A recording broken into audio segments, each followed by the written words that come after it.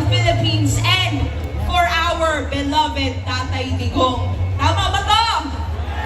Gusto na mo madunggan o gusabi siya again? Bring him home! Bring him home! Bring him home!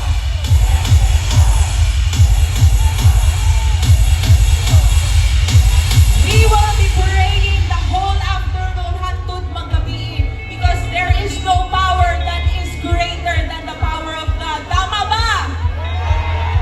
Powerful atong mga kalaban, powerful na silang tanan, pero walay mas powerful kay Lord. Tama?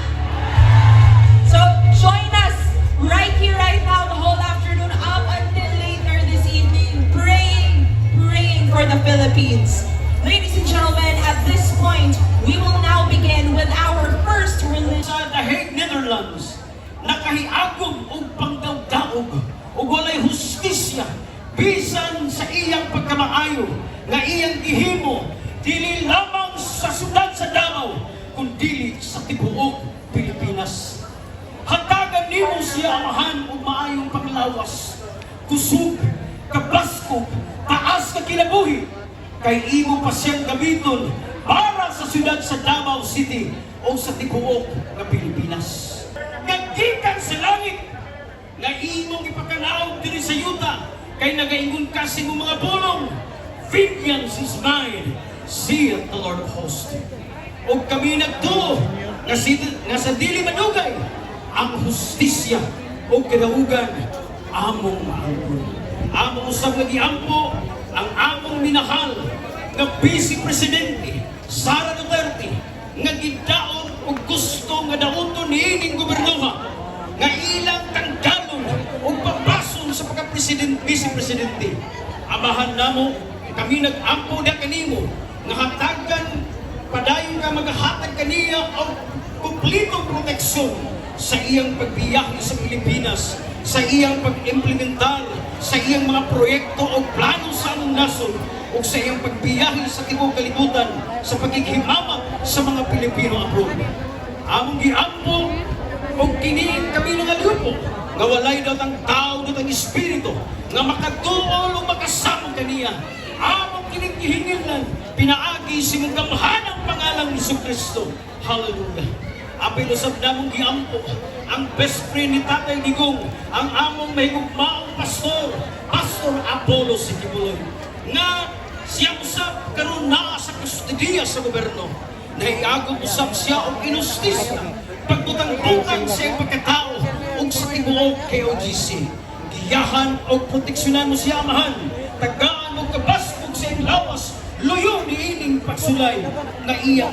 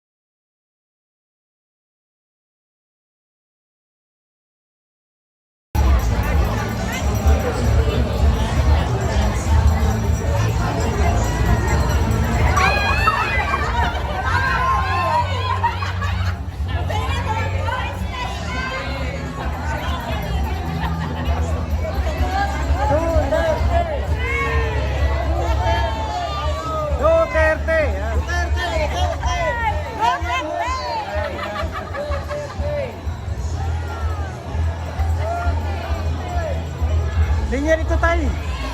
Dito tayo.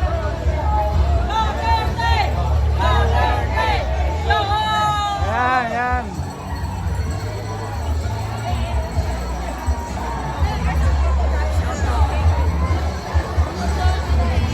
Dito tayo.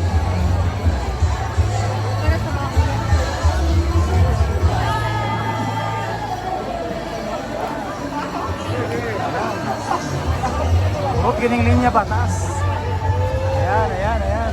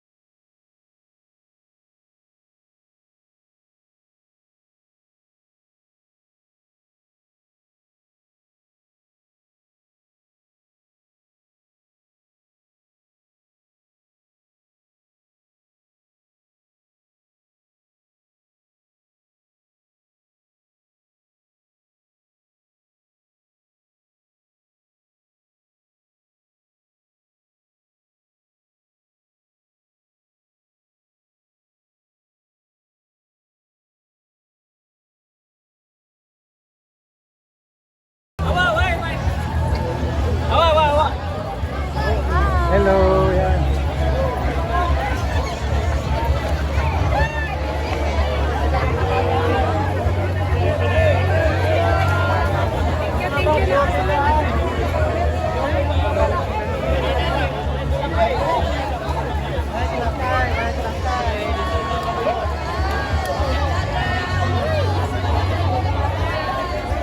Ay, diri tayo, diri tayo. Hello, ayan, ayan. Hello, hello. Ayan, ayan. Bring him home! Bring him home, Duterte.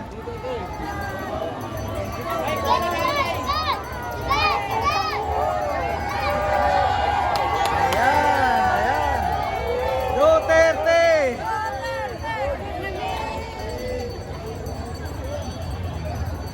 Pila ta, pila.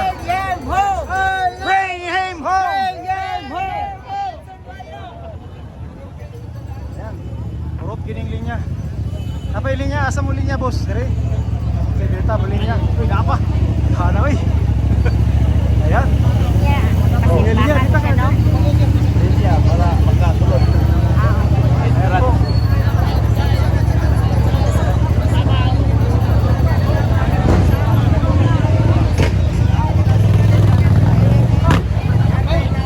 Harap na siguro.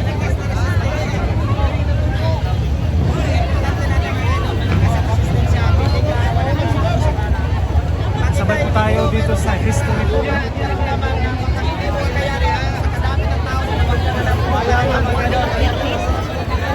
For the history po ito. Napakahaba po na pila. Magkabilaan po ito. No?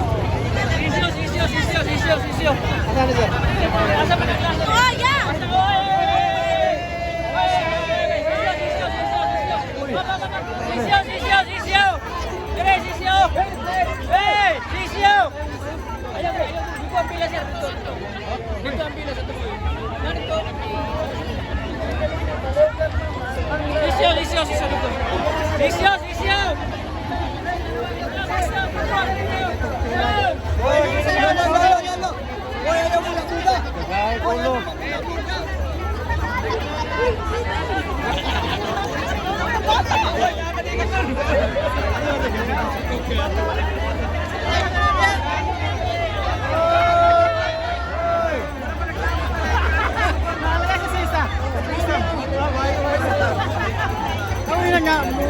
Mula mo, sabay na mula na. Dito ka ka dito.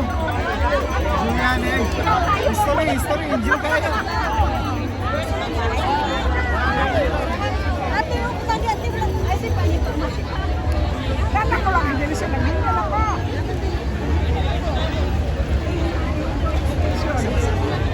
Halika na kay. Sa front. Oh, tara. Napanghihatag na naman. Panay mo view sa ilang vlog. Lagi lang.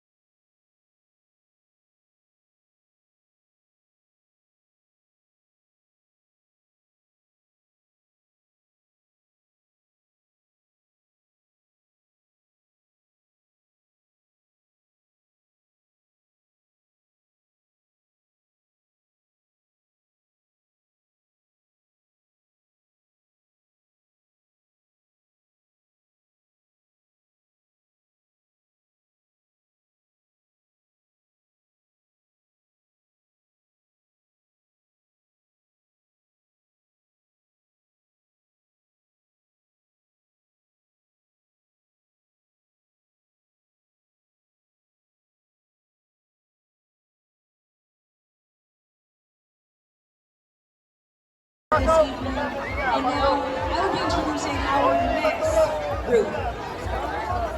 Our next religious group to be praying and performing praises of worship is our friends from the Jesus is Lord Church Davao. We also have Reverend Dennis Castellanes to give his prayer.